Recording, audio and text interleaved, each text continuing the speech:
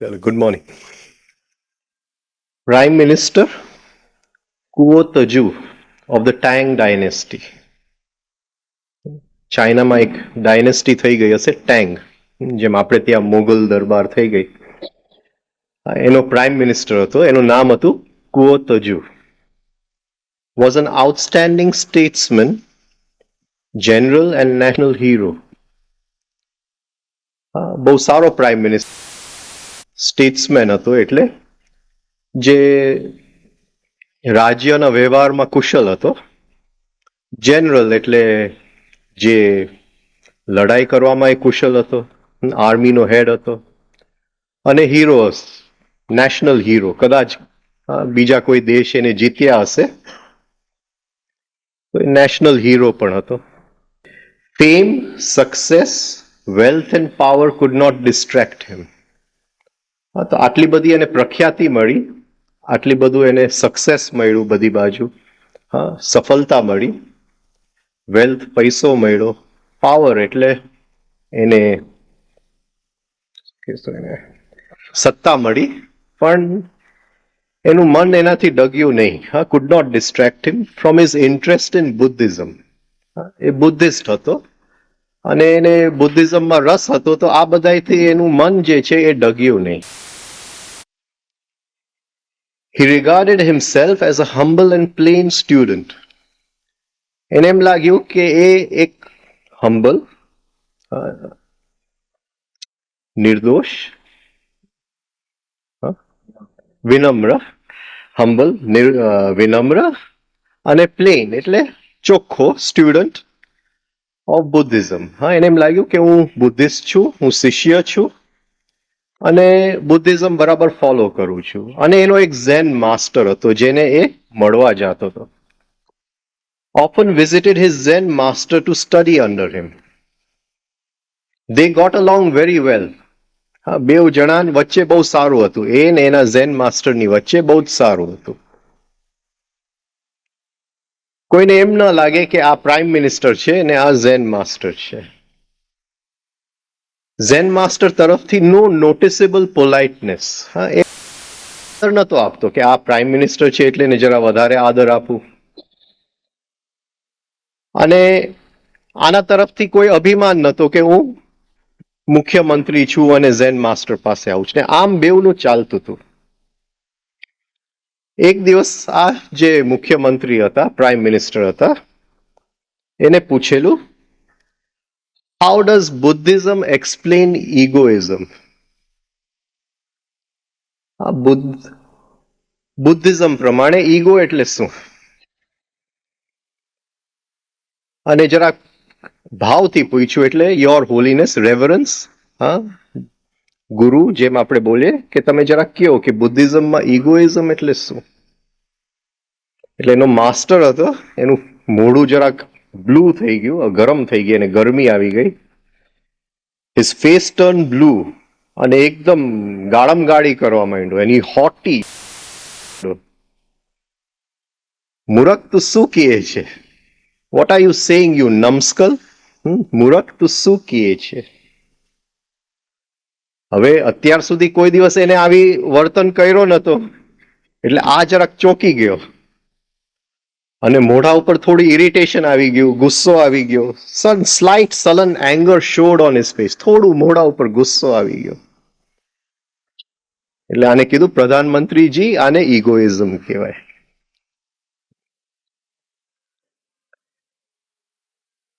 આજે તાવડિયાજી આપણને લઈ જશે આ ઈગોની શરૂઆત ક્યાંથી થઈ. જ્યારે શિષ્ય ગુરુ પાસે હોય છે ત્યારે ગુરુની બે ઈચ્છા છે કે એ જે એનો સ્વભાવ છે, જે સત્ય છે, એની કંઈક આ શિષ્યને આપી દે કોઈ પણ હિસાબે. હવે એની ટિકિટ છે કે થોડુંક ઈગો જો દૂર થાય તો એ સત્યની ઝલક મળે. બીજો પ્રયાસ ગુરુનો ઈ છે કે ધીમે ધીમે એ શિષ્ય પોતાના ઈગોને ઓગળતા, ડિઝોલ્વ કરતા શીખી જાય. આ ગુરુના બે પ્રયાસ હોય છે, બે દિશાની અંદર.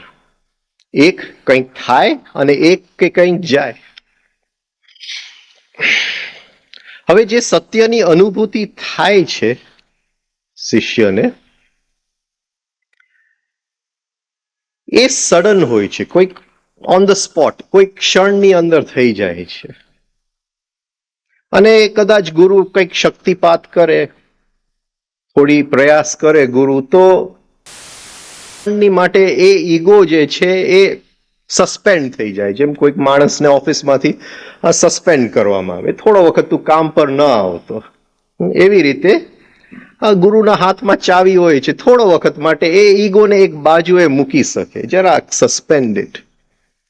તો એ શિષ્યને એ સત્યની જરાક ઝલક મળી જાય, એને ખ્યાલ આવે કે આ જે છે, હા, આ ઈગોની પાર આવી કંઈક સૃષ્ટિ છે, આવી કંઈક અનુભૂતિ છે, એના જીવનમાં ઉતરે. તો જે સત્યની અનુભૂતિ થાય છે એ ક્ષણમાં થાય છે. કદાચ ક્ષણ કેવું મુશ્કેલ છે, કારણ કે એ ક્ષણના બહારની વાત છે, પણ એ ઇન્સ્ટન્ટ છે. Instant coffee, Nescafe. પણ ઈગો જે છે એનું ડિઝોલ્વિંગ જે છે, એનું જે ગળવું છે, એ ઇન્સ્ટન્ટ નથી. ભલે અનુભૂતિ થઈ ગઈ હોય શિષ્યને, ઘણા જન્મો ને, હા, ગળાતા ગળાતા ઘણા જન્મો નીકળી જાય છે. અને એ જે અનુભૂતિ એને ગુરુએ આપી છે સત્યની, એને કસવું પડે. જીવનના ધાર ઉપર એને કસવું પડે. લગ્ન જીવનમાં કસવું પડે. લગ્ન જીવન વગર શક્ય નથી. એને લગ્ન જીવનમાં કસવું પડે. એ જો સંન્યાસી બની જાય તો ગયો, ભગવા કપડા પહેરી લે તો ગયો. એને રોજના લગ્ન જીવનમાં કસવું પડે. એ કોઈ આશ્રમમાં ભાગી જાય તો ગયો.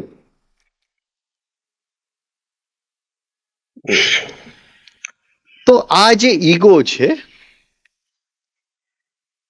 તાવડિયાજી હવે થોડુંક સમજાવવા માંગે છે કે આની શરૂઆત ક્યાંથી થઈ. જનલોક, તપલોક એવી કોઈક જગ્યાઓમાં આપણને લઈ જશે કે આ કોઈક એક પોઈન્ટે પ્રકૃતિને જરૂર પડી આ ઈગોની. આ કહીએ છે પ્રકૃતિને થોડીક જરૂર પડી. એ કઈ રીતે એને જરૂર પડી પ્રકૃતિને? Man would have gone naked upon the earth. મનુષ્ય આ પૃથ્વી પર કદાચ કપડા વગર ફરતો હોત. For the celestial interpenetrated the exterior and was its garments. કારણ કે એ જે દિવ્ય શક્તિ હતી, the celestial interpenetrated, એ આર પાર, એની શરીરની આર પાર નીકળી ગયું હતું. And was its garments. અને જે એના કપડા હતા એ દિવ્ય શક્તિ, એ દિવ્યતા એના કપડા હતા.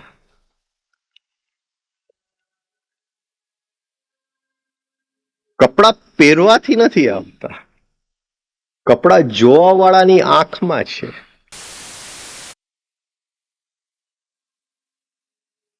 જો ઈગો હોય અને સામે કપડા ન હોય તો વિકૃતિ ઉત્પન્ન થાય. અને ઈગો ન હોય અને સામેવાળામાં કપડા ન હોય તો એ આંખની અંદર દિવ્યતાના કપડા છે, એવી કંઈક એ વાત કહેવા માંગે છે. જો આપણને શરમ હોય, અને શરમ ઈગોને હોય, એ જે દિવ્યતા છે એને તો શરમ નથી. હા, શરમ ઈગોને હોય તો એને શરીર ઢાંકવું પડે. કઈ જોરદાર વાત કરે છે.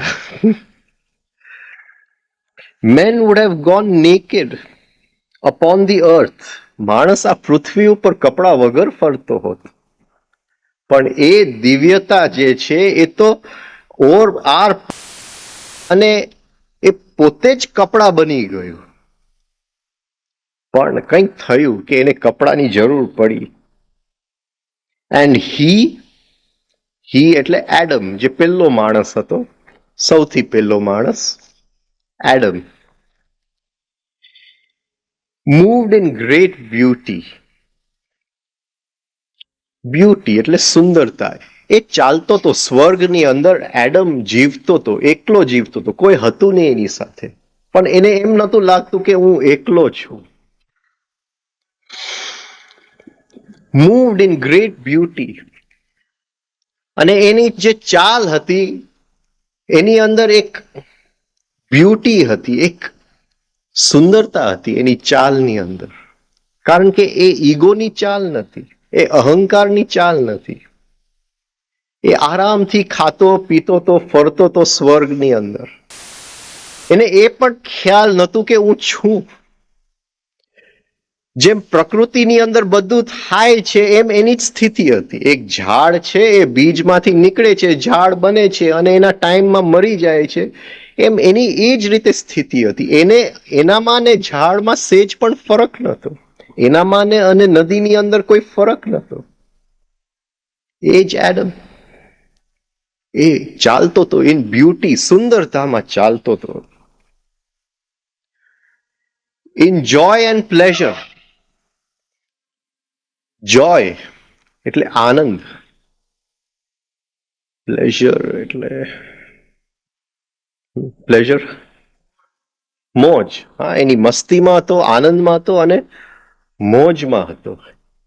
એને સેજ પણ ચિંતા નથી, કારણ કે ઈગો હોય તો ખબર પડે કે કાલ છે, પણ ઈગો જ નહોતું તો ખબર કેમ પડે કે આવતીકાલ છે.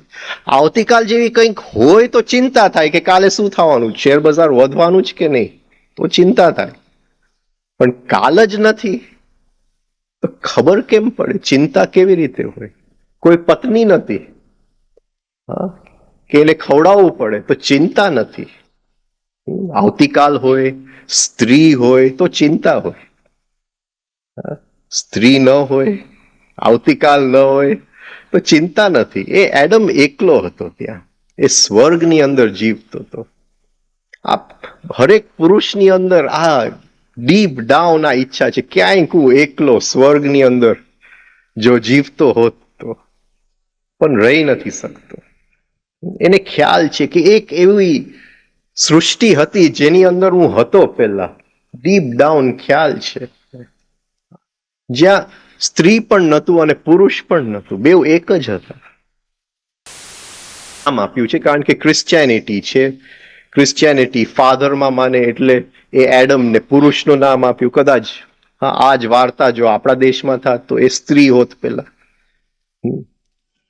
ઈવ પેલા હોત, એમાંથી એડમ નીકળી આવી હોત. પણ ક્રિશ્ચિયાનિટી છે એટલે ક્રિશ્ચિયાનિટીનું આપણે વાર્તા લઈએ છીએ તો માનવું પડે એ લોકોની વાત કે ભાઈ પેલા પુરુષ હતો. With child like heart. એક બાળક જન્મે છે ત્યારે એ સ્વર્ગની અંદર જ હોય છે, એ એડમ જ હોય છે. જન્મે છે ત્યારે એ એડમ જ હોય છે. ગુરજીએફ કહે છે કે હજી એનું પર્સનાલિટી નથી બન્યું, હજી એને ખ્યાલ નથી કે હું છું. એને કોઈક બીજાનો ખ્યાલ નથી. એની પહેલે જે બીજાનો ખ્યાલ આવે છે એ માનો ખ્યાલ આવે છે, અને માં થકી એને ખ્યાલ આવે છે કે હું, અને ઈગોનો જન્મ થાય છે કે હું છું, હું કંઈક છું, હું રડી શકું છું, હું રડું છું તો માં ખાવાનું આપે છે.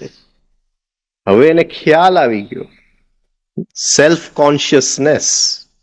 આ એડમની અંદર સેલ્ફ એટલે સ્વનું કોન્શિયસનેસ નહોતું, સેલ્ફ કોન્શિયસનેસ નહોતું. એ જીવતો હતો જેમ બધું પ્રકૃતિની અંદર જીવે છે એમ એ આનંદ અને મોજથી જીવતો હતો. With child like heart. એનો હૃદય ની અંદર બાળક હતું. એ હજી નીકળો નતો સ્વર્ગમાંથી, એ જ બાળક. ભલે એનું ઉંમર થઈ ગઈ પણ એ સ્વર્ગની અંદર જ હતો. He would have drunken and eaten magically, not in the body as now. અને એ પી શકત અને એ મેજિકલી ચમત્કારિક રીતે એક પી શકત અને ખાઈ શકત. આપણને તો શરીરની જરૂર છે. જો ખાવું હોય તો, શરીર ન હોય તો ખાઈએ કેવી રીતે? પણ એ કહે છે નોટ ઇન ધ બોડી. શરીર વગર એ પી શકત, શરીર વગર એ ખાઈ શકત. જુદી વાત કરે છે આ. શરીર વગર આપણે કહીએ છીએ કે માણસ મરી જાય છે પછી એ ખાવાનું ખાવા આવે છે થોડો વખત માટે, 50 દિવસ માટે એ ખાવાનું ખાવા આવે છે. તો એ કહે છે he would have drunken and eaten magically, not in the body as now. આ શરીરની અંદર નહીં, પણ શરીર વગર એ ખાઈ શકત. he had no sleep in him. એને ઊંઘવાની જરૂર નથી, એને થાક. ચિંતા હોય તો થાક લાગે, પત્ની હોય તો થાક લાગે, પતિ ન હોય, પત્ની ન હોય તો થાક ન લાગે, કોઈ વ્યવહાર ન હોય તો થાક ન લાગે, ખાવાનું પચાવવું પડે તો થાક લાગે. પણ શરીર વગર જ જો ખાવાનું હોય તો થાક કેવી રીતે લાગે? શરીર વગર પીવાનું હોય તો એ પીએ છે અને પચી જાય છે એની મેળે એકી સાથે. there is no time difference, કારણ કે ત્યાં સમય નથી. એવા આ સ્વર્ગની અંદર આ એડમ જીવતો હતો. Night was to him as the day. દિવસ અને રાત એને ખબર નથી. દ્વૈત શું ખબર નથી, કારણ કે ઈગો હોય તો ખબર પડે ને કે આ બે છે, આ સ્ત્રી છે, આ પુરુષ છે. હોય તો ખબર પડે. અહંકાર તો હતું નહીં ત્યાં, એનો હજી જન્મ નતો થયો. અહીંયા તો બધી ગડબડ થઈ. અહીંયા ભગવાનને ખ્યાલ આવ્યો કે આને ખ્યાલ કેમ આપવો? હા, કે આને સ્ત્રી કહેવાય, આને પુરુષ કહેવાય, આને દિવસ કહેવાય, આને રાત કહેવાય. ખ્યાલ કેમ આપવું? ત્યાં તો બધું ટોટલ હોલ જ દેખાતું હતું. એક જ તાવડિયાજી કહે છે આઇસોલેટેડ યુનિટી. ત્યાં બધું એક જ હતું. તો એ ખ્યાલ કોણ કરે? એ પારખે કોણ? તો જરૂર હતી ઈગોની. અહીંયા કોઈકની જરૂર હતી. આ જે સ્થિતિ હતી એ વધારે વખત ચાલી શકે એવું નહોતું. તો અહંકારની જરૂર પડી આ જગ્યામાં. અહીંથી જન્મ થયો અહંકારનો. he had no sleep in him. night was to him as the day. દિવસ અને રાતમાં એને ફરક નથી. for he saw with glorious eyes of his own light. આ પ્રકાશ ન હોય તો જોવું કેવી રીતે? થોડુંક તો પ્રકાશ જોઈએ ને જોવા માટે. પણ ત્યાં રાતે નહોતું અને દિવસે નહોતું, તો શું હતું? એ સ્વર્ગની અંદર પ્રકાશે નહોતું અને અંધકાર પણ નહોતું, તો શું હતું? એની આંખની અંદર પ્રકાશ હતો. એને બહારના પ્રકાશથી જોતો નહોતો, એ અંદરની આંખના પ્રકાશથી જોતો. પણ જેવું અહંકાર આવી ગયું, એ અંદરની આંખ ઢંકાઈ ગઈ, એનું પ્રકાશ હવે બહારના પ્રકાશથી જોવું પડે છે, બહારના યંત્રથી ઓળખવું પડે છે, સ્મૃતિનું મદદ લઈને ઓળખવું પડે છે. ત્યાં કઈ જરૂર નતું આને. એવી સ્થિતિમાં આ એડમ જીવતો હતો.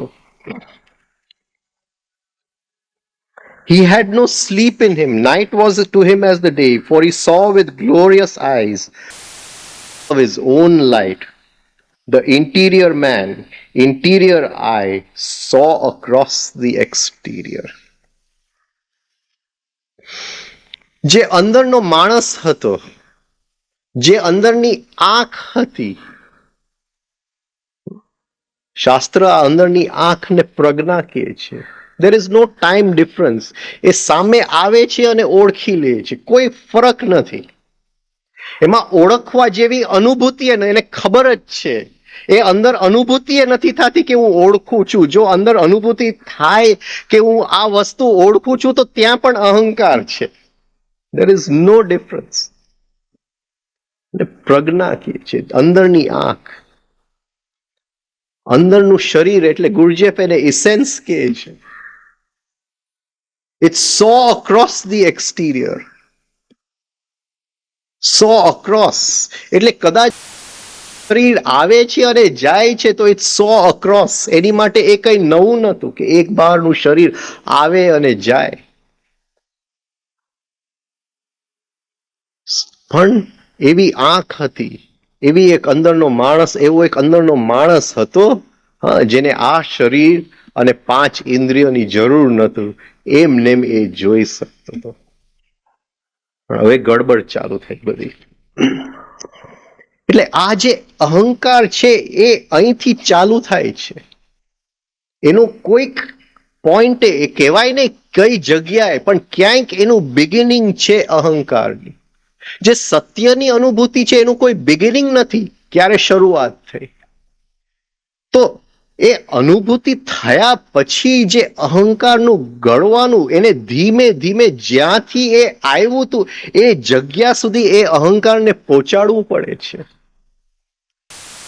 પ્રોબ્લેમ ક્યાં આવે છે? અનુભૂતિ થયા પછી સાધકને એમ લાગે છે કે હવે કંઈક કરવાનું નથી, હવે મારે કોઈ સાધનાની જરૂર નથી, અનુભૂતિ થઈ ગઈ છે. એ જે બોલવા વાળો છે એ ડિઝોલ્વ ન થાય ત્યાં સુધી તો એ ધીમે ધીમે એ અહંકાર, it is a very slow process. અહંકારનું ગળવું it is a very slow, એ ઇન્સ્ટન્ટ થઈ જ ન શકે. અને કોઈ કહેતું હોય કે ઇન્સ્ટન્ટ થાય તો ત્યાં કંઈક ઇમ્બેલેન્સ છે, એ સમજી જાજો. અનુભૂતિ ઇન્સ્ટન્ટ છે, અહંકારનું ડિઝોલ્વિંગ લોંગ પ્રોસેસ છે. એ એક જન્મમાં નથી થતું. અનુભૂતિ એક જન્મમાં થાય છે, એક ક્ષણમાં થઈ જાય છે. હવે એ અહંકારને ધીમે ધીમે આપણે લઈ જવું પડે જ્યાં એડમ હતો ત્યાંથી, અને ત્યાં એ ગુમ થઈ જશે અને વર્ગની અંદર આપણે પહોંચી શકશું. તો એની રીત છે. કઈ રીતે કરશું? આપણે વાત થઈ છે પહેલા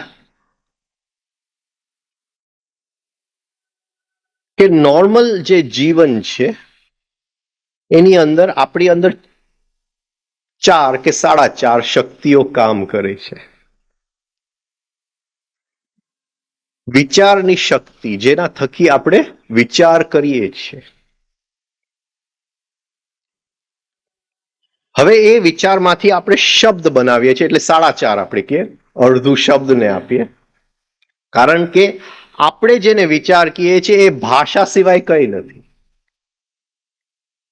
અનલેસ કે આપણે સ્વપ્ન સૃષ્ટિમાં પહોંચી શકીએ, આપણને ખ્યાલ શું છે.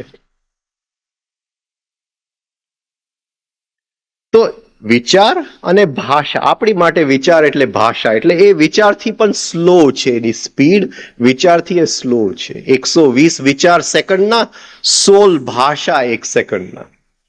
તો આપણી માટે 1 સેકન્ડના 16 વિચાર, જેનું ભાષીકરણ, શબ્દીકરણ થાય છે. પછી વિચાર કરતા જરાક અંદર જાય, અંદરના બ્રેન્સમાં જાય તો આપણને ખ્યાલ આવે છે કે સંવેદનાની શક્તિ છે અને ભાવની શક્તિ છે. અને એ સંવેદનાની શક્તિ અને ભાવની શક્તિની સ્પીડ વિચાર કરતા ડબલ છે. એટલે હું વિચારીને સારો ભાવ ન કરી શકું. મોરાલિટી એટલે સારા વિચાર, પણ સારા વિચાર શેની માટે? માટે. સારા વિચારથી સારા ભાવ ના આવે, કારણ કે સારા ભાવની સ્પીડ વિચાર કરતા ડબલ છે. ગુરજેફ કહે છે વિચાર એટલે 48, ભાવ એટલે 24, ડબલ સ્પીડ છે વિચાર કરતા. એ વધારે સૂક્ષ્મ વસ્તુ છે. ભાવ કરતા ડબલ સ્પીડ સેક્સની. સેક્સનું તો આપણને ખ્યાલ નથી આવતો, હજી ભાવનો તો થોડો ખ્યાલ આવે છે કે આ વ્યક્તિ મને ગમે છે કે નથી ગમતું, લેક્ચર આપવું ગમે છે કે નથી ગમતું, રિફાઇનિંગ એક્સરસાઇઝ કરવા ગમે છે કે નથી ગમતું, 3 સ્ટેપ કરવું ગમે છે કે નથી ગમતું, એ ભાવ મને ખ્યાલ થોડો આવે છે, પણ સેક્સનો તો ખ્યાલ જ નથી આવતો. એક સારી ગાડી સામે આવે છે, હજી ખ્યાલ આવે છે કે ગમે છે, એની ગયું હોય છે સેક્સ, પછી તો ખ્યાલ આવે છે. એ સેક્સની સ્પીડ વિચાર કરતા ડબલ છે. ગુરુજેફ એને 12 કહે છે, હજી વધારે સૂક્ષ્મ છે. અને હર ક્ષણે આ સેક્સ એનર્જી આપણને ખેંચે છે. સારી વસ્તુ ગમી એ ભાવ, પણ એ જે ખેંચાઈ ગયું એ સેક્સ. એ ન ગમ્યો, આ મારો દુશ્મન છે એ ભાવ, પણ જે ફેંકાઈ ગયું એ સેક્સ. એની સ્પીડ બહુ પાવરફુલ છે. મને મારા જ ગુરુ ગમે છે, આ નથી ગમતું, એ સેક્સ. અને જ્યારે આપણે ખેંચાઈએ છીએ તે સેક્સની અંદર, ત્યારે આપણે સેક્સના ગુલામ છીએ. ભલે આપણે વાત ઊંચી બધી કરીએ કે મારી અંદર સેક્સનો વિચાર નથી આવતો, તો વિચારની સ્પીડમાં કઈ નથી. મારી અંદર સેક્સનો વિચાર નથી આવતો, પણ જેવું ખબર પડે એની પહેલા ખેંચાઈ ગયું, ખરાબ વસ્તુ ખબર પડે એની પહેલા ફેંકાઈ ગયું. આ સેક્સની એનર્જી છે. અને હર ક્ષણે કામ કરે છે. સ્વપ્નની અંદર પણ કામ કરે છે. એવું નહીં કે આંખ બંધ કરીને સૂઈ ગયા એટલે એનું કામ બંધ થઈ જાય છે. હર ક્ષણે એ ચાલુ જ છે. એમાંથી ભાવ ઉત્પન્ન થાય છે કે મને ગમે છે કે નથી ગમતું. એમાંથી વિચાર ઉત્પન્ન થાય છે કે આ જે ગમે છે એ કેમ મેળવવું, અને જે નથી ગમતું એને કેમ છોડવું. આ યાત્રા છે. પણ એ સેક્સથી એ પાવરફુલ જે છે એ મૃત્યુની શક્તિ છે. ગુરુજીએફ એને 6 કહે છે. એ ડબલ સ્પીડમાં છે, સેક્સ કરતા એ ડબલ સ્પીડમાં છે, મૃત્યુની શક્તિ. તો આ જો 4 શક્તિ આપણે સમજી લઈએ તો આ સમજાઈ જાય. બહુ સહેલું છે સમજવું. આની ચાવી આની અંદર જ છે. ચાવી આની અંદર જ છે. આ 4 શક્તિઓની અંદર જ છે. એટલે જીસસ શું કહે છે? First is also the last. એક ભૂલ કરી જીસસ. એકચ્યુઅલી એને કહેવાની જરૂર હતી the last is the first. હા, એને કહેવાની જરૂર એ હતી the last is the first. જો મૃત્યુની શક્તિ પહેલા આપણે લઈ આવી શકીએ તો આ 4 ઉપર આપણો કબજો આવી જાય. બહુ સિમ્પલ છે. મૃત્યુ પહેલા લઈ આવવું પડે. મૃત્યુ એટલે ડિઝોલ્વિંગ ધ ઈગો, અને એની પ્રેક્ટિસ કરવી પડે. અને એની પ્રેક્ટિસ આશ્રમમાં નહીં થાય, કોઈ સ્કૂલમાં નહીં થાય, એ ઘર સંસારમાં કરવું પડે. હા, ભગવા પપડા પહેરીને પ્રેક્ટિસ નહીં થાય. જ્યાં જે ઘરમાં પત્ની સાથે, બાળકો સાથે, મિત્ર મંડળ સાથે કરવું પડે. હર ક્ષણે મૃત્યુની શક્તિ. કોઈ કે ગાળ આપી આની અંદર મૃત્યુની શક્તિ ક્યાં છે? કઈ અનગમતું બની ગયું આની અંદર મૃત્યુની શક્તિ ક્યાં છે? એને પકડો. ઓશોએ કીધેલું ને, મેં મૃત્યુ સિખાતા હું. એ તો આંગળી કરી શકે. શીખવું તો આપણે જ પડે. અને એ એક રાતમાં નથી શીખાતું. ધીમે ધીમે પ્રેક્ટિસ કરતા કરતા. જીસસ કહે છે કે if somebody hits you on one cheek, give the other cheek. હા, એક ગાલ ઉપર કોઈ મારે તો બીજું ગાલ ધરી દેજો. હવે આની ઉપર કેટલી ચર્ચાઓ થઈ છે ક્રિશ્ચિયાનિટીની અંદર, પણ આ ગાલની વાત જ નથી. આ સાયકોલોજીકલ ગાલની વાત છે કે જેવું ચાટો લાગ્યો એ ચાટો અંદર ક્યાં લાગ્યો એ અહંકારના ગાલને લાગે છે. અને જેવું લાગે છે આ મોકો છે, બીજું ગાલ એ ક્ષણે ધરી દો તો મૃત્યુની શક્તિ આવશે. સરેન્ડર. કોઈ ગુરુને કોઈ સરેન્ડર નથી થતું. કઈક પારા પહેરવાથી કોઈ સરેન્ડર નથી થતું. સરેન્ડર તો જીવનની અંદર ક્ષણ ક્ષણે હોય તો સરેન્ડર થાય છે.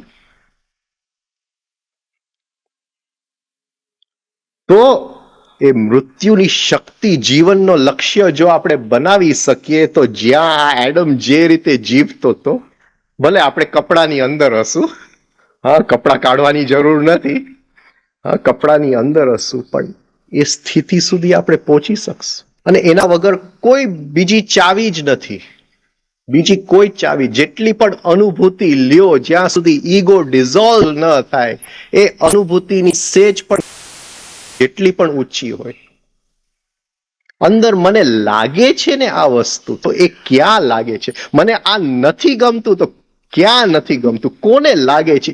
એ કોણ છે અંદર જેને આ લાગે છે, જેને અપમાન થાય છે? હા, આપણને કોઈ બોલાવતું નથી, એ કોણ છે અંદર જેને નથી આ ગમતું? અને એ મરવું પડે હર્ષણે. તો એક ગાલ ઉપર કોઈ ચાટો મારે તો મોકો છે તરત જ, હા બીજું ધરી દેજો. There is no other way. Absolutely no other way.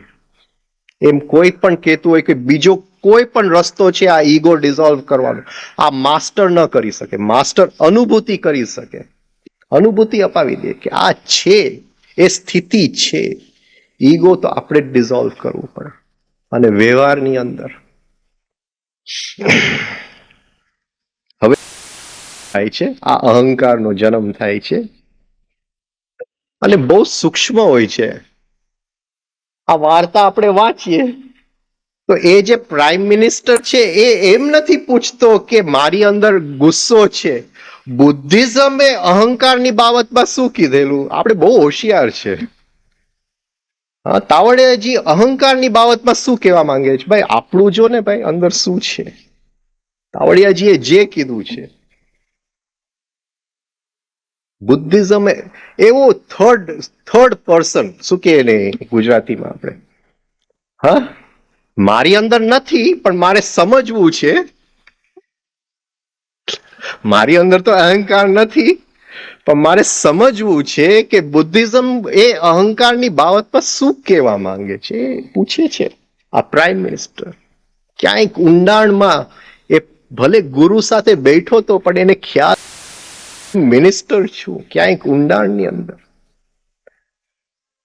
અને હર ક્ષણે આ છે જ આપણી અંદર. આ ક્યાંક ઊંડાણની અંદર આપણે આપણી જાતને શું માનીએ છીએ એ ત્યાં જ પડેલું છે.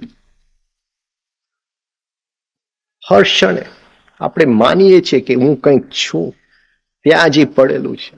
અને એ નહીં જાય ત્યાં સુધી કઈ છે નહીં. આગળ જાય, બાકી આજ 15મું પાનું છે ને કેટલી શિબિર થઈ ગઈ. Before he ate the tree of knowledge. હવે વાર્તા એમ કહે છે કે શૈતાન એડમ પાસે નહીં, શું કહે છે? હા, વાર્તા એમ કહે છે કે ભગવાનને ઈગો બનાવવું હતું, એટલે એ કીધું કે એમને એમ નહીં બને. આ એડમ છે ને એ બરાબર પીધેલી હાલ વર્ગની અંદર દોડ્યા કરે છે કપડા વગર, અને આ બિચારું જે અંદર જે આત્મતત્વ આવ્યું છે, હા એને પોતાની જાતને ઓળખવું છે, અને પોતાની જાતને ઓળખવા માટે એને કોઈ યંત્રની જરૂર છે, અને યંત્ર ઈગો સિવાય કઈ મળી ન શકે. હા, એને ઈગો મળે તો કંઈક એ જોયે ને અંદર, હા કંઈક અરીસો મળે તો એ જોઈ શકે. એ જે આત્મા અંદર આવ્યું સ્વર્ગની અંદર એડમ તરીકે, એને પોતાની જાતને ઓળખવું હતું. ક્યાંક એને અંદર ઈચ્છા હતી. તો કઈ રીતે બને? એટલે એને યુક્તિ સૂજી કે હું સ્ત્રીને જન્મ આપું. હા, એટલે એડમના શેમાંથી? રિબમાંથી. રિબ સમજો છો ને? આસડી. ડાયાફ્રામ. ડાયાફ્રામ એટલે હા, ડાયાફ્રામ જેવું. એટલે પહેલી વસ્તુ શું બગડ્યું એનું? બ્રીધિંગ. હા, પહેલી વસ્તુ શું બગડ્યું? ગયું 3 સ્ટેપ ગયું. હવે હા, સ્ત્રીની સામે 3 સ્ટેપ ન થાય. હા, જો લગ્ન સંસ્કારમાં 3 સ્ટેપ કરી શકે તો પાછો એ એડમ બની જાય. એમાંથી ઈવનો જન્મ થયો. એ એડમ પુરુષ નતો, એ સ્ત્રી પણ નતો, પણ જેવું ઈવ આવી, પુરુષ અને સ્ત્રી ડ્યુઆલિટીનો જન્મ થયો. પણ હજી એડમની આંખમાં એ નહોતું કે એ ઈવને જોઈ શકે કે આ મારાથી અલગ છે. એ ઈવની આંખમાં એવી એ શક્તિ નથી કે એ જોઈ શકે કે આ મારાથી અલગ છે, કારણ કે ત્યાં બધું હોલ જ દેખાતું હતું. એટલે હજી કંઈક ગડબડ હતું. એટલે હવે શૈતાન આવે છે, અહીંયા વાર્તાની અંદર શૈતાન આવે છે. હવે શૈતાન કોણ હતો? હા, ક્રિશ્ચિયન જે આપણે શું કહેવાય, માઇથોલોજી કે રિલિજિયસ માઇથોલોજી. હા, તો શૈતાન જે હતો એ ભગવાનનો પ્રિયમાં પ્રિય દેવ હતો. જેમ ઇન્દ્ર છે એમ એનો પ્રિયમાં પ્રિય દેવ માઇકલ એનું નામ હતું. અને માઇકલ અને ભગવાનની વચ્ચે કંઈક, જેમ જીસસ અને જુડસની વચ્ચે થઈ ગયું, એમ ભગવાન અને માઇકલની વચ્ચે કંઈક ગડબડ થઈ જાય છે. એટલે માઇકલને બહાર કાઢી નાખે છે ભગવાન. એટલે માઇકલ હવે જે એનો ખાસ દેવદૂત હતો એ બની જાય છે શૈતાન. અને એ આવી અને ઈવને કહે છે, એ એડમને કહેવાની હિંમત નથી કરતો. એ એડમને કહેવાની હિંમત નથી કરતો. એડમ કઈ લોભથી અંદર આવી શકે એમ નથી. એ તો ખુશ હતો, મસ્તીમાં હતો. ઈવને કહે છે કે તારે ભગવાન જેવું બનવું છે તો તું આ ફલ ખા from the tree of knowledge. હવે ભગવાને કીધેલું એડમને કે તું આ આખું જે બગીચો છે એમાં જ્યાં ફલ ખાવા હોય ખાજે, આ એક ઝાડનું તું ન ખાતો. ત્યાં ને કહે છે કે તું આ એક ઝાડનું ખાજે તો તું ભગવાન જેવું બની જઈશ. આ ખોટી રીતે તને મનાઈ કરી છે. એટલે ઈવ એડમને સમજાવે છે.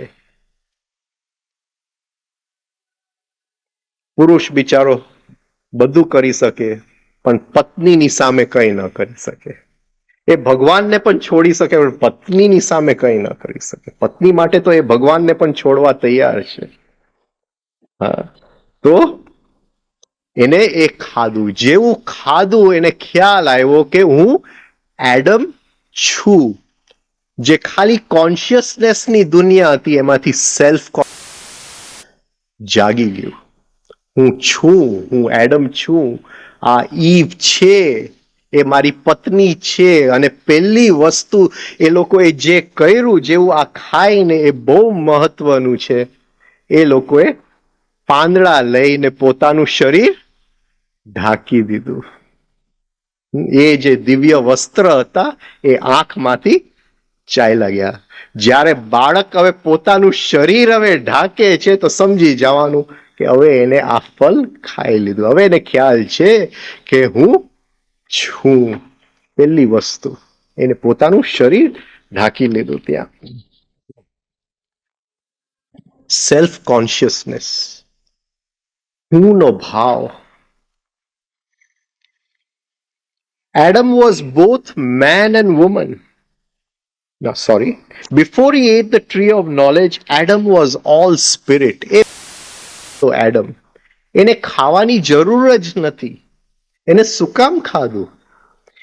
એ ભગવાન જ હતો.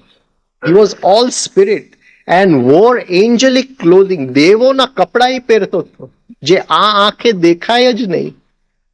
દેવોના કપડા એટલે એ આંખની અંદર શરમ જ નહોતું. એટલે કપડાની જરૂર જ નથી.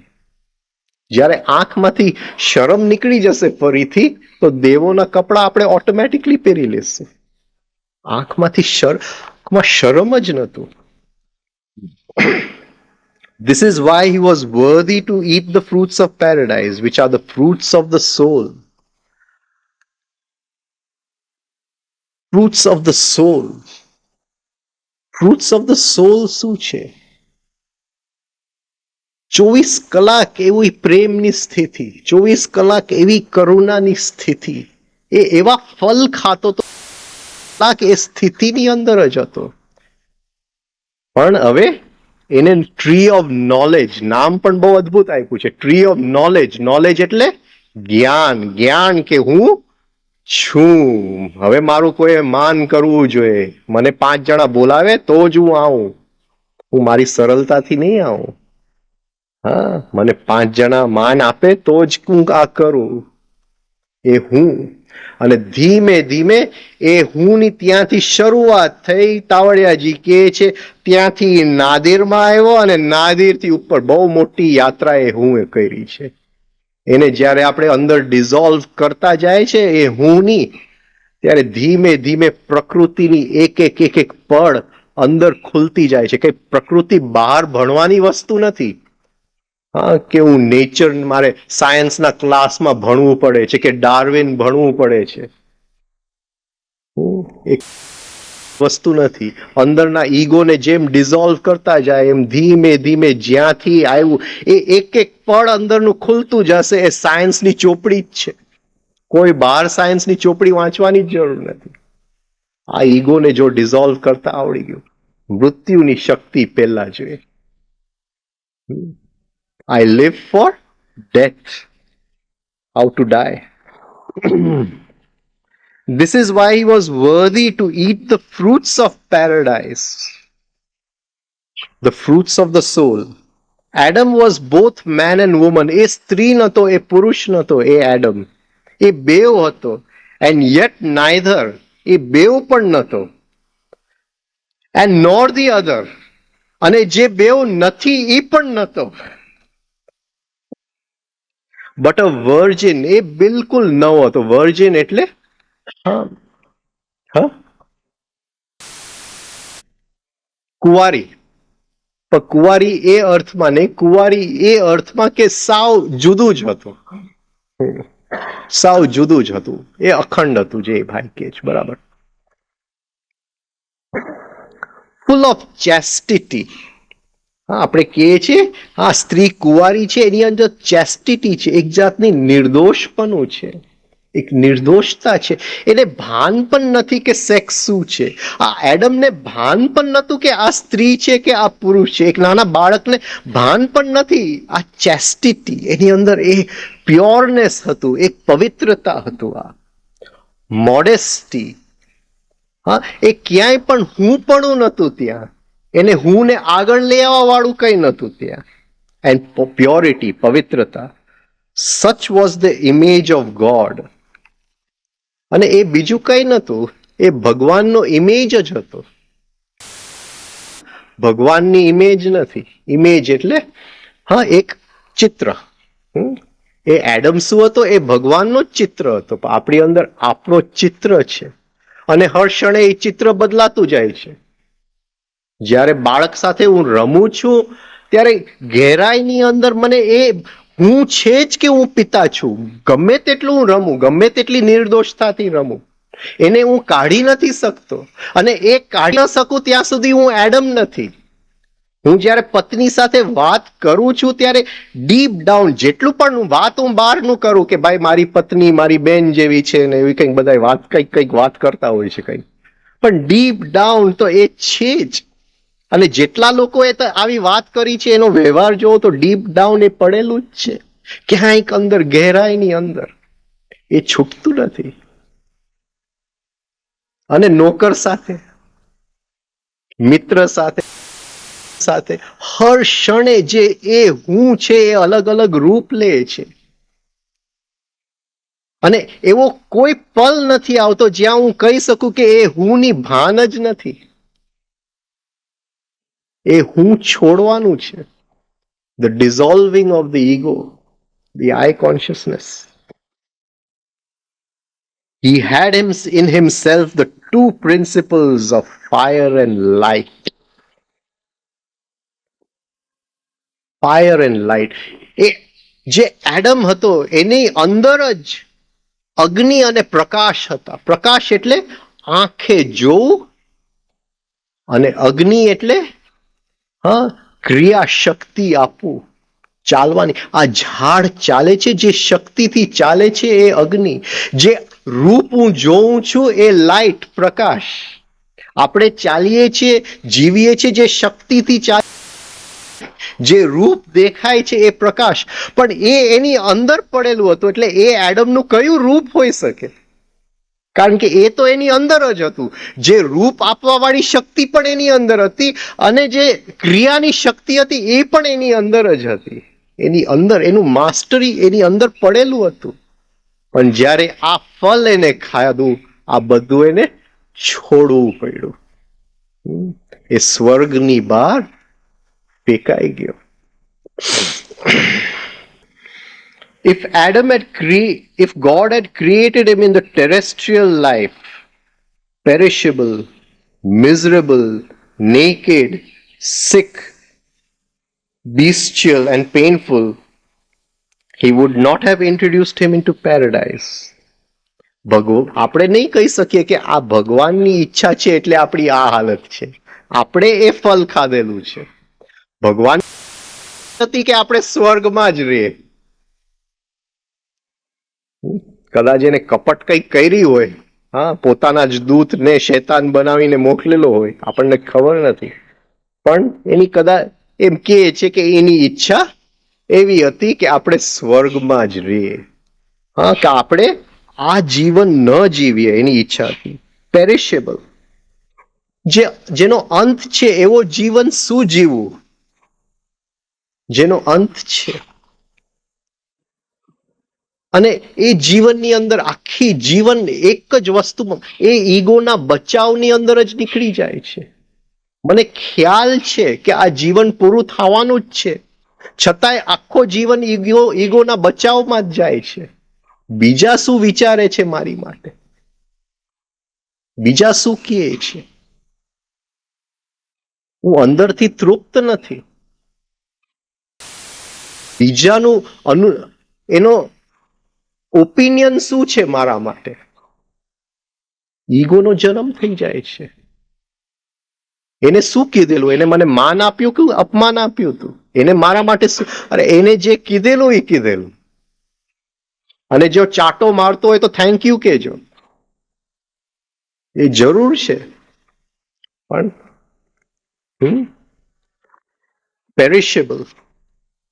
પેરિશેબલ એટલે જેનો અંત છે, જે સડી જવાનું છે, જે નાશ પામવાનું છે. તો એ જે એડમ આપણી અંદર છે એ નાશ નથી પામવાનો, પણ હરેક એવી વસ્તુ આપણો ઈગો પકડે છે જે નાશ પામવાનો. એને ખ્યાલ છે કે જો ભૂલથી ત્યાં વયો ગયો તો એ ઈગો પોતાનું જે સત્તા છે એને છોડી દેવી પડશે, જે નાશ પામવાનું છે. મિઝરેબલ એટલે દુઃખી. હું કયા કારણસર દુઃખી છું, એવું તો શું છે આ દુનિયામાં જે મને દુઃખી બનાવે છે? કોઈક આપણે જાતને પ્રશ્ન પૂછીએ, શું એવું છે કે દુઃખી આપણને બનાવે છે? 5 જણા આપણને સાંભળે છે એટલે આપણે સુખી છીએ, અને કોઈ સાંભળવા ન આવે તો આપણે દુઃખી છીએ. ડિપ્રેશન શેની લીધે આવે છે? એ કોણ છે જેને અંદર ડિપ્રેશન આવે છે? એ કોણ છે અંદર જેને એકલું લાગે છે? મિઝરેબલ. મારું ઘર સંસાર નથી ચાલતું, મિઝરેબલ. મને આ નથી મળતું, મિઝરેબલ. અને હંમેશા જ્યાં મિઝરી હોય છે, જ્યારે એ દુઃખ હોય છે, એનું કારણ ક્યાંક પડેલું, અને જ્યાં સુધી કારણ બીજે છે ત્યાં સુધી અહંકાર છે. અને જ્યારે કારણ અંદરથી આવે છે તો એની મેળે એ દુઃખ ગમે તેટલું હોય એ નીકળી જાય છે. પણ અંદરથી કારણ પકડાવવો જોઈએ કે આ અહંકાર છે, એને આ દુઃખને આમંત્રણ પત્ર લખેલું એટલે મારા આ જીવનમાં દુઃખ આવ્યું. એ કારણ અંદર પડેલું હોય છે. એ અહંકાર કોઈ પ્રોસેસમાંથી નીકળીને મારી અંદર આવેલું છે. એ લાખો ને લાખો વર્ષની યાત્રા કરેલું અહંકાર મારી અંદર છે. એ કંઈ આ વખતની અહંકાર નથી, અને એ લાખો વર્ષની મોમેન્ટમ છે, એની ગતિ છે. એની સાથે મને બપોરે જ્યારે ભૂખ લાગે છે ત્યારે એ લાખો વર્ષની ગતિ ને એકી સાથે ભૂખ લાગે છે. ખાલી મને ભૂખ નથી લાગતું, ખાલી આ શરીર એ ઉપર આવી જાય છે. એ લાખો વર્ષ એકી સાથે ઉપર આવી જાય છે. એ અહંકાર ઉપર આવી જાય છે. અને એવી જ રીતે એને સાયકોલોજીકલ વસ્તુઓ જોઈએ છે, જેમ એને ખાવાનું જોઈએ છે, એને જુદી જુદી વસ્તુઓમાં સેટિસ્ફેક્શન, ગ્રેટિફિકેશન, શું કહેશું એને ગુજરાતીમાં, સંતોષ, એ સંતોષ શોધે છે. અને જ્યારે કારણ અંદર હોય છે ત્યારે તૃપ્તિ હોય છે. બહારનું કોઈ પણ વસ્તુ ત્યાં સંતોષ નથી આપી શકતું. સંતોષ અને તૃપ્તિ આ એની માપદંડ છે. જ્યાં સંતોષ આવે છે, અહંકાર. આ કામ સફળ થયું, સંતોષ, અહંકાર. થયું કે ન થયું, અંદર તૃપ્તિ છે, તો થોડુંક ડિઝોલ્વ થઈ ગયું. એને માન આપ્યું, સંતોષ થયો, અહંકાર. અપમાન કર્યું, અસંતોષ થયો, અહંકાર. પણ અંદરની તૃપ્તિ એને એ જ રહે, તો થોડુંક ગળી ગયું, મિઝરેબલ એ કહે છે. તો એ મિઝરીનું કારણ શું છે, ક્યાં છે? નેકેડ. ભગવાને એને કપડા વગર બનાવેલો. કપડા એટલે ખાલી આ કપડા નહીં, ખૂબ કપડા ઓઢેલા છે. આમ તો ખૂબ કપડા ઓઢેલા છે. લોકો નમ્રતાના કપડા ઓઢી લે છે. નમ્રતા સમજો છો ને? નમ્રતાના કપડા ઓઢી લે છે. મારા જીવનમાં કોઈ ઓળખતું નહોતું. હા, ત્યારે જે મારો અંદરનો સ્વભાવ હોય એ રીતે હું જીવું. હવે 5-25 જરા ઓળખતા થઈ ગયા એટલે હું શું કરું? નમ્રતાના કપડા ઓઢી લઉં. હવે મને નમ્રતા છે. હા, હવે જરાક નમ્રતા હવે પોસાય છે. હવે મારા ઈગોને એમને એનો ખોરાક મળી જ જાય છે. એની માટે મારે કોઈ પ્રયાસ નથી કરવો પડતો. એટલે નમ્રતાના કપડા ઓઢી લઉં. હું પ્રાઇમ મિનિસ્ટર જો બની જાઉં, હવે હું નમ્ર બની શકું, કારણ કે મફતમાં હવે ઈગોને ખોરાક, એની માટે મારે કોઈ પ્રયાસ ન. પણ હવે મને કોઈ ઓળખતું નથી, તો મારે જરાક દોડવું પડે, કેવું પડે કે ભાઈ જો હું આ પણ કરી શકું છું, હું આ પણ છું, હું આવો પણ છું, અને હું આવો. એને જરાક સમજાવવો પડે મારે કે ભાઈ જરાક તું મને ઓળખ, મારી અંદર ઈગો છે, હું ત્યાં નમ્ર ન બની શકું. અને આ નમ્રતાના કપડા બહુ ખતરનાક છે. એ ધીમે ધીમે આપણને એમ જ લગાડે અંદરથી કે આપણને બસ એ ગયો ઈગો. હા, અંદરથી એમ જ લાગે તો એ તો ગયો છે. અને જો લગ્ન ન કર્યા હોય તો ચોક્કસ લાગે કે ગયો જ છે. લગ્ન કર્યા હોય તો હજી ચાન્સ છે. ઘરે નમ્રતાના કપડા ઉડી જાય બધાય. પણ લગ્ન ન કર્યા હોય તો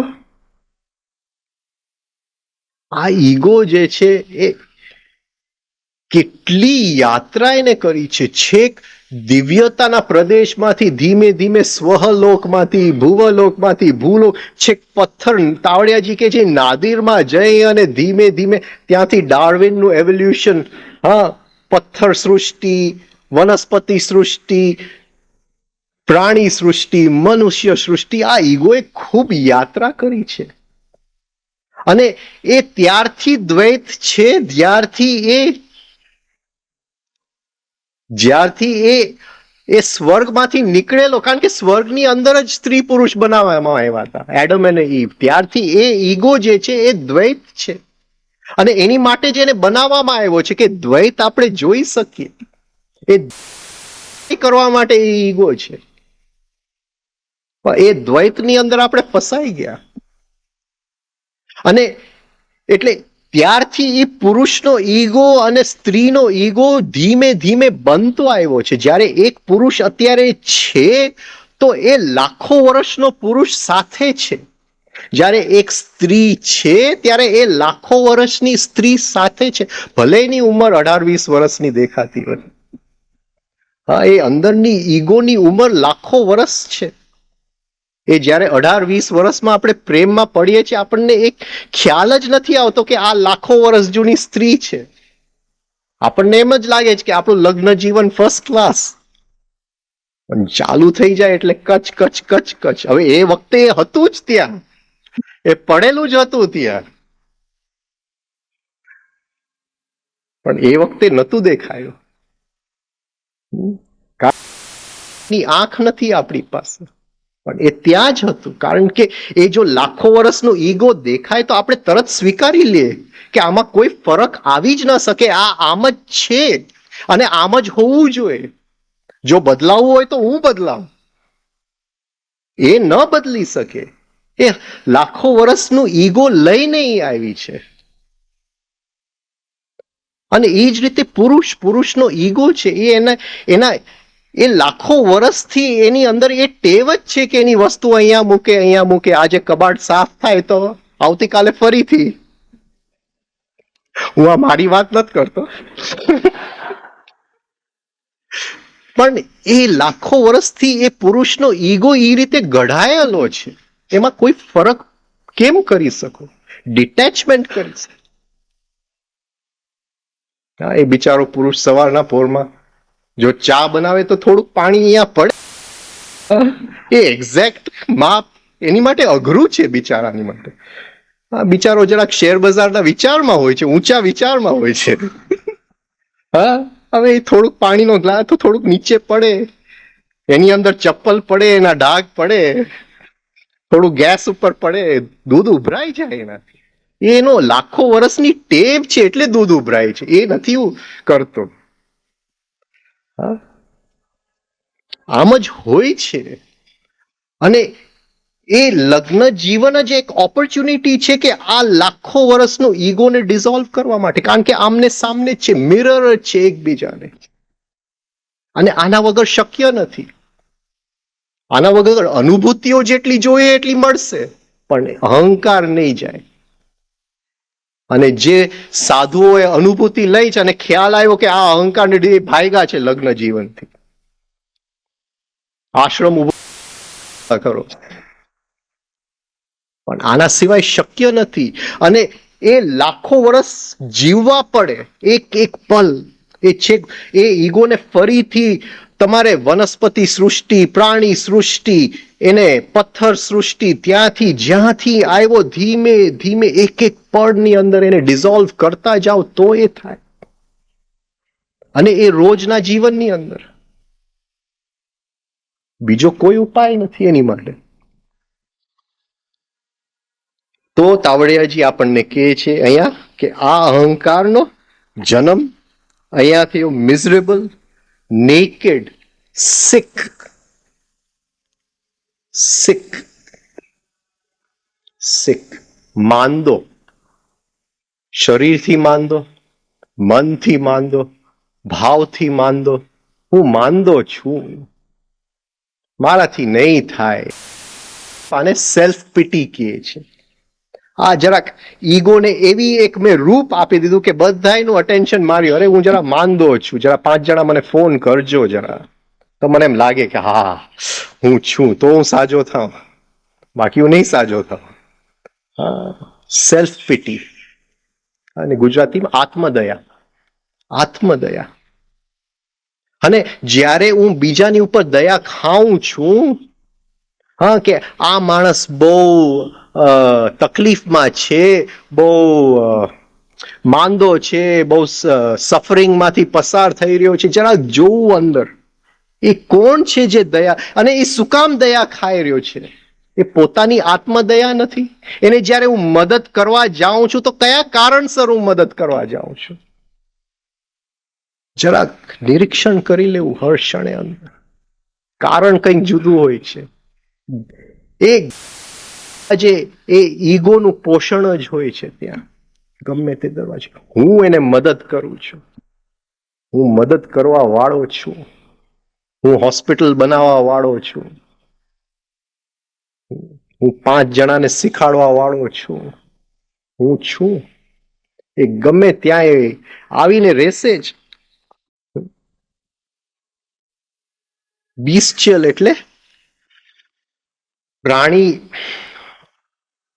એનિમલિઝમ, શું કહેશું એને? પશુતા. પશુતા, પશુતા. આ જે આપણો ઈગો બન્યું છે ને, એ એની એક એક સેલની અંદર, એ જે અહંકાર છે એની એક એક સેલની અંદર આ પશુતાની શક્તિ પડેલી છે. અને તમે બે પશુને ઝઘડતા જોજો, લોહી લુહાણ થશે પણ છોડશે નહીં.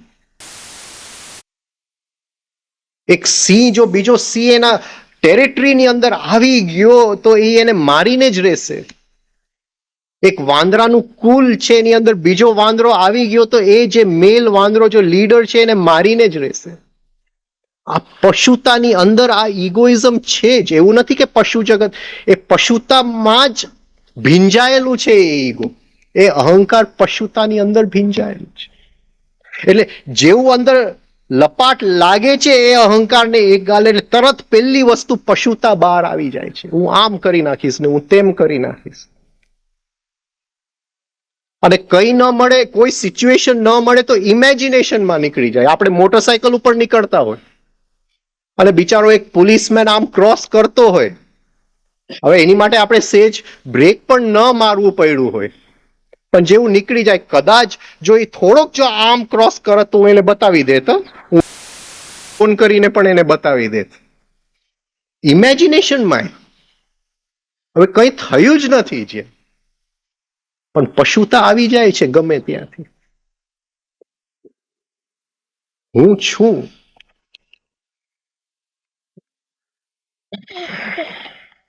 એન્ડ પેઇનફુલ, જેને દુઃખ લાગે છે એ અહંકાર છે. ત્યાં દુઃખ નથી કારણ કે સુખ નથી.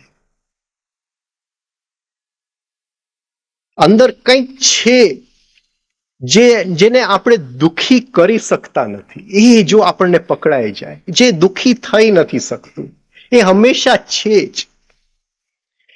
બસ એ સંવેદના જ લે છે. એ દુઃખની એ સંવેદના લે છે, એ સુખની એ સંવેદના લે છે. એ જો પકડાઈ જાય, અને સંવેદના છે, એ દુઃખની હોય કે સુખની હોય, વેદનાની પોતાની તૃપ્તિ છે. એ જો અંદર પકડાઈ જાય ક્યાંક અંદર, તો દુઃખમાં એ સંવેદના છે, સુખમાં એ સંવેદના છે. પૈસો આવે છે એની અંદર સંવેદના છે, જાય છે એની અંદર સંવેદના છે. આ જો અંદર આ પકડાઈ જાય ક્યાંક, એ પોઈન્ટ, એ જો સેજ એની સંવેદના જો થોડીક આવી જાય કે એ કોણ છે જેને દુઃખ પણ નથી લાગતું, સુખ પણ નથી લાગતું. થોડીક નમ્રતા જ્યારે અંદર હોય, બહારની નમ્રતા નહીં, અંદરની નમ્રતા, જરાક આપણે આમ શાંતિથી બેઠા હોય, એ જો વસ્તુ પકડાઈ ગઈ તો મૃત્યુની શક્તિ આપણે લઈ આવી શકશું. કારણ કે હવે એનો સ્વાદ છે, એની સંવેદના છે. હા, એ જે ઈગો છોડવાની જે એનું જે તૃપ્તિ અંદરથી આવે છે, એની સંવેદના મળે છે. અત્યારે આપણને એની તૃપ્તિ જ નથી. આપણને એ જ આપણો ઈગો પોસાય છે, એનું જ આપણને અંદર અનુભવ છે. એ જે મરવાની અનુભૂતિ છે અને એની જે તૃપ્તિ છે, એની આપણને સેજ પણ અનુભવ થયો નથી. એટલે આ જ પકડી રાખે છે. આ છે કે નહીં આપણને ખબર નથી, પણ સેજ જો આપણે સેજ પ્રેક્ટિસ કરીએ અને એક વખત એ મરવાની જો આપણને સેજ અંદર જો ખ્યાલ આવી જાય,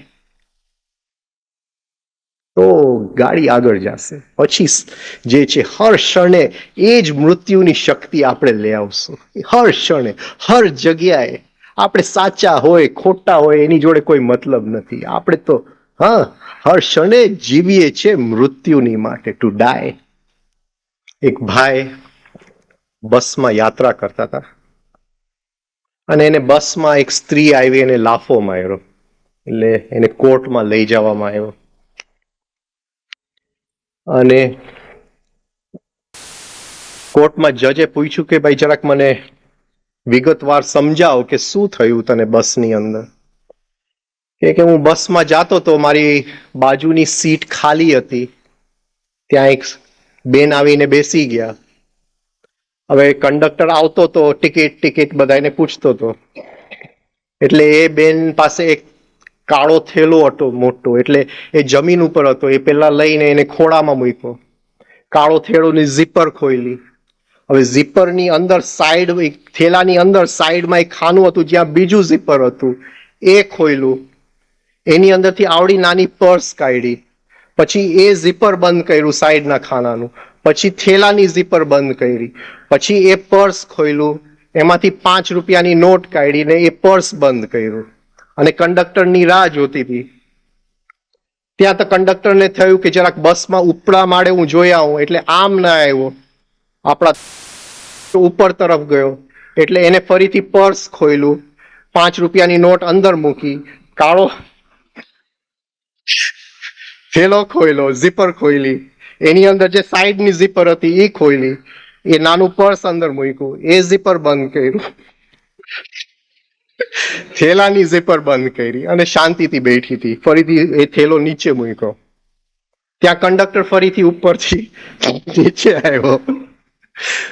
આવ્યો એટલે કંડક્ટરે પૂછ્યું ટિકિટ ટિકિટ, એટલે ફરીથી એ થેલો ખોળામાં લીધો, ફરીથી ઝીપર ખોલ્યું, અંદરથી ઝીપર બીજું ખોલ્યું, એમાંથી નાનું પર્સ કાઢ્યું, એટલે પછી નાનું ઝીપર બંધ કર્યું, મોટું ઝીપર થેલાનું બંધ કર્યું, પર્સ ખોલ્યું અને 5 રૂપિયાની નોટ કાઢતી હતી. ત્યાં જજે જોરથી બૂમ પાડ્યું કે મારું મગજ ફરે છે, તું આ બંધ કર.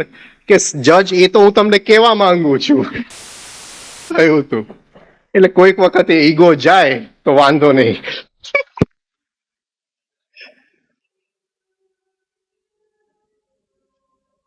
આ બધી વાતો છે બાવા આદમના વખતની, એટલે સમજવી થોડીક મુશ્કેલ પડે.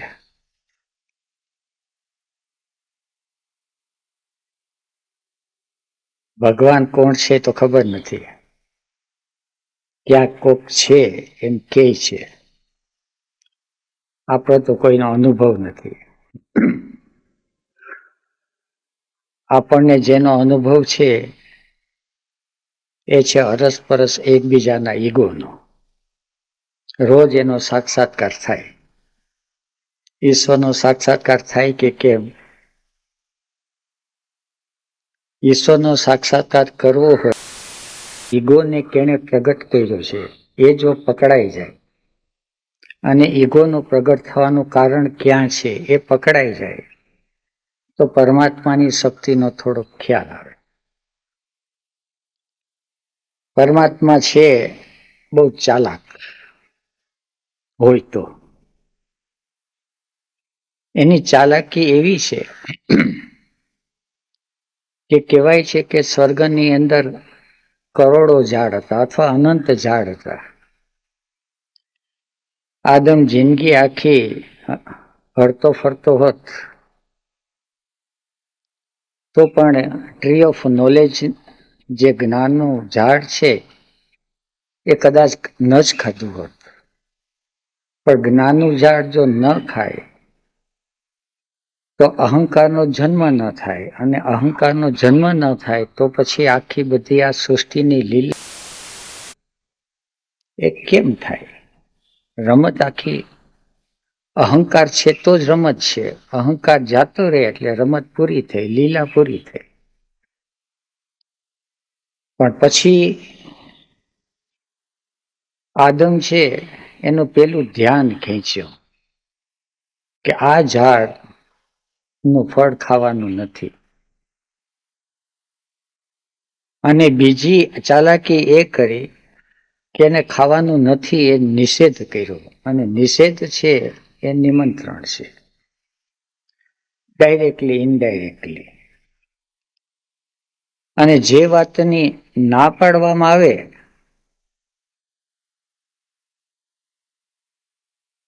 ત્યારે પેલું જે રિએક્શન આવે છે, જેને આવે છે એ છે ઈગો. અને જેમ જેમ ના પાડવામાં આવે એમ ઈગોને ખોરાક મળતો જાય. આવી છે. એટલે આદમને ના પાડી એટલે હવે આદમને એમ થયું કે મને તે ના પાડી. એટલે એક બાજુ જે વસ્તુની ના પાડી એ વસ્તુ તરફ ધ્યાન ખેંચાય. પરધનની ના પાડે તો પારકા ભાણામાં લાડુ મોટો લાગે. પરસ્ત્રીની ના પાડે તો એ અપ્સરા જેવી લાગે. જે વસ્તુની ના પાડે એમાં ધ્યાન વધારે ખેંચાય અને અહમને એનો ખોરાક મળી જાય. આ આખી જે બધી લીલા છે એ બધી લીલા માઇથોલોજીની અંદર પુરાણ કથાઓમાં બધી મૂકેલી છે. હવે આપણે ઈગોને પોષવો હોય તો જેટલી જેટલી વસ્તુની ના આવતી જાય એટલો અહમ પોસાતો જાય. સ્વીકાર કરતા જઈએ તો અહમ છે એ ઓગળતો જાય. બસમાં મુસાફરી કરીએ અને બસ કંડક્ટર ટિકિટ આપે તો ખાસ કંઈ ન હોય, પણ કે જગા નથી, ત્યારે નથી કહેવામાં જરાક એને લાગે કે કંઈક છું. ઘરમાં પણ કોઈ આપણને મળવા આવે અને આપણે મળી જાય તો કાંઈ નહીં, પણ કેમ કહીએ કે હમણાં ટાઈમ નથી તો જરાક થોડોક અંદર રસ આવે. એટલે ના કહેવામાં જ્યાં જ્યાં રસ આવે છે ત્યાં જાણે અજાણે અહમ છે એ પોસાતો હોય.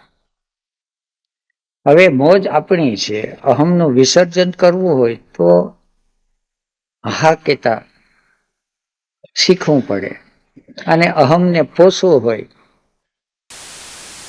તો નાનો અભ્યાસ ચાલુ રાખવો. મોજ છે આપણી, આદમ બાવા આદમની દુનિયામાં કેટલું રહેવું છે એ સૌની સ્વતંત્રતા છે. વધારે સાંજે